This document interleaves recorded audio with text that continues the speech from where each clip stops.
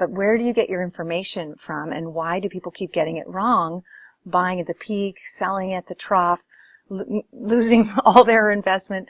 And we're seeing people do it again and again as there's markets bubbling all across the country. So who do you trust? Well, back in 2005, this was the cover of Time magazine, and you can see it was just people in love with housing. Everyone was buying an investment property, right, with no money down, and was going to become crazy rich, except that 2006 happened and everything changed. So we're going to talk about why. And then the same magazine, Time, came out in September of 2010 with a very different story saying, Rethinking Home Ownership, Why Owning a Home May No Longer Make Economic Sense. Really, in 2010, when housing and interest rates had never been so low, and since then, most home prices have gone up significantly since then. So Time magazine got it completely backwards, telling people basically what a good time it was to buy in 2005 and what a terrible time in 2010. So we can't necessarily trust journalists who maybe don't know very much about real estate, but how about people who do?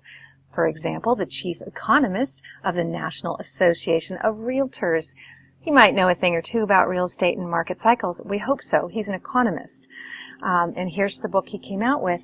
Yes, in February 2006. Why the Real Estate Boom Will Not Bust. Now, I'm outside here in beautiful California, and there's going to be a lot of noises out here, so I apologize, but we're having our home remodeled, and this is what I got, so I'm doing my best here. Sorry about all the background noises. You're going to hear some cars, too. All right, so why the real estate boom will not bust, and how you can profit from it. I've done a lot of stupid things in my life, but I didn't write this book, and that makes me feel a lot better about myself. All right, so the chief economist of the National Association of Realtors was wrong. Unfortunately, I'm sure many people read this book and followed his advice and did not time the market well at all. So we were not those people. We were not listening to Time Magazine or National Association of Realtors. We were looking at the market, and we were listening to real investors out there that we interview on my show, The Real Wealth Show, because I knew something was wrong. I was a mortgage broker at the time. I knew that I could give anybody a loan with no income, no assets needed to verify any ability to repay. So that didn't make sense to me, and I didn't need to be a chief economist for anything. I was just a mom doing loans and using my common sense. But what I did also have was a radio show where I could interview people like Robert Kiyosaki and Dennis Kaminsky and people who were out there in the field and really understood what was going on, or at least knew that something was wrong. And so they were advising us to really look at affordability. And California was way out of whack. Texas was in a completely different part of the cycle, which is something I really want to emphasize, is that there is no such thing as a U.S. housing market. There's just thousands of different markets, all in the different parts of their market cycles.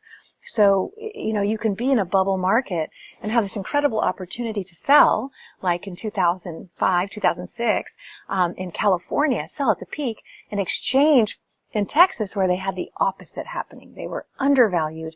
And so, a chance to sell high with profit and buy low and ride that market up. So we had a lot of investors do that. We had one woman who had 3 properties in Stockton, California, that appraised for about $420,000 each. They rented for $1,200 a month. And so she was just not making enough income. She wanted to quit her job but couldn't.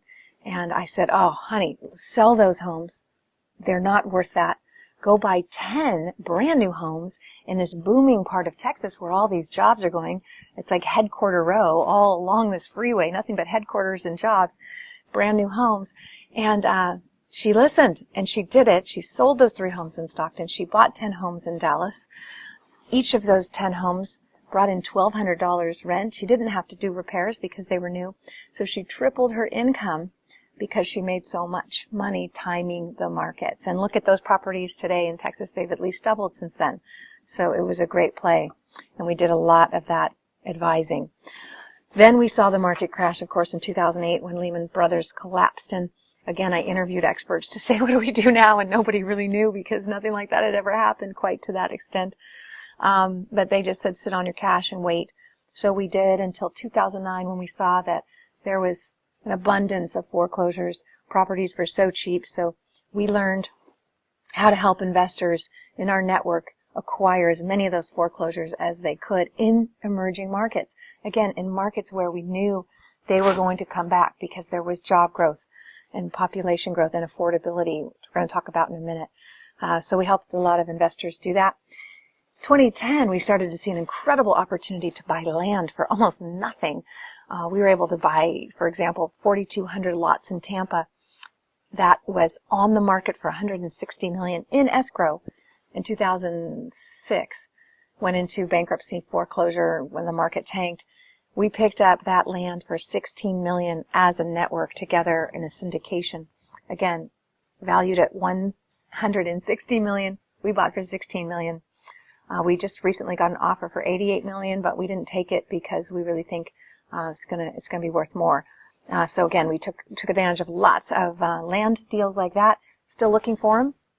Harder to get, but we did just find one actually in Mountain View and in Park City, Utah. So we've got some really great land development deals coming from developers who were able to tie up land for super cheap in 2010 and 2011 and now just need the capital to build. So now what? Where are we today and where are the opportunities today if foreclosures are starting to sell off for the most part? What are the opportunities? And that's what we're going to talk about. Again, like I said, partnering with builders, notes, seller financing, and still buying foreclosures in the judicial states. Again, we'll talk about that in a minute. Now, I just want to share a little bit about me very quickly so you know why I have the credentials to talk to you about this. Back 3 years ago now, I was on vacation in Phoenix, actually. I know. I was at a conference, but I made it a vacation. And I got a call from my publicist who said that Robert Shiller of the Case-Shiller Index wanted to debate me. And I was a little shocked. I was on vacation, not prepared, but I said, of course I'll do that. And he had never debated anyone. He didn't like to do it, but Fox News wanted him to. And so he agreed to debate me because he didn't know who I was and didn't see me as a threat. And that was great because I took him by surprise. Because basically his theory at the time, and this was 3 years ago, was that it was not a good time to buy real estate. He even said it was a dangerous time. And I had a very easy time arguing that because I said, now, if interest rates are at all-time lows and home prices are at all-time lows, and people can lock in these fixed rates on homes that for 30 years, no other country offers that. And we know rents are going up and we know home prices are going up because they're at the bottom and there's a thing called market cycles. They're going to go up. I said, Dr. Shiller, you're giving terrible advice. And at the end, he came around and agreed with me. So I guess you could say that put me on the map, and I've been a regular on the news helping the media understand market cycles so they start giving people accurate information from investors from the real world who are out there and understand it.